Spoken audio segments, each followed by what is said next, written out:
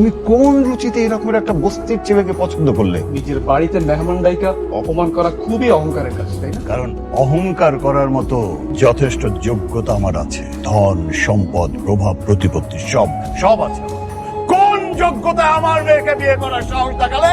এই শাড়ির চেয়ে আমাদের আলিয়ার পরনের শাড়ির দাম অনেক বেশি। কোথাকার কোন লোভী মহিলা তার ছেলেকে নিয়ে এসছে আমার মেয়েকে বিয়ে করার জন্য। দারোয়ান ডেকে মা ছেলে দুটোকেই আটকা দিয়ে বের করে দাও। সাব্বির ভাই, ওই যে রুস্তম আছে না, আমরা বোনের জোর করে উঠে নিয়ে গেছে। সাব্বির, বাপ তুই আমার সুপকিরে বাসা, তুই আমার সুপকিরে বাসা। তুমি একদম কান্দো না, আমি দেখতেছি কি করা যায়। হ্যালো রুস্তম কইতাছি। রুস্তম ভাই, তুই আমার বোনকে ছাইড়া দে ভাই। ভাই ওর কোনো দোষ নেই, সব দোষ আমার। তুই আমার ভাই, তুই আমার বোনকে ছাইড়া দে। আচ্ছা ছেড়ে দিব না, তোরে মেসেজ করতেছি, এখানে ছেড়ে। চমকে কামড়া ছেড়া দিও, সহ্য করতে না পেরা ছাদে গেছে, উঠাই দিল লাভ। কিছু নাইছো তুমি, তামাশা দেখতে আসছো তুমি। আজকে তোমার লাগে আমার বোন মারা গেছে। অসহ্য যন্ত্রণা সহ্য করতে না পারি না আমার বোনটা আত্মহত্যা করছে। আমার জন্য?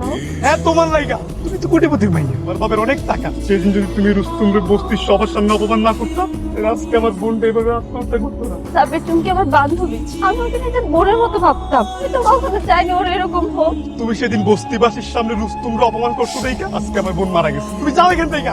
তুমি আমাকে ভুল বোঝো না, প্লিজ শান্ত হও। যাও তুমি। তোমার মতো বড় লোক বান্ধবী যদি আমার বোনের না থাকতো, আজকে আমার বোন মারা যেত।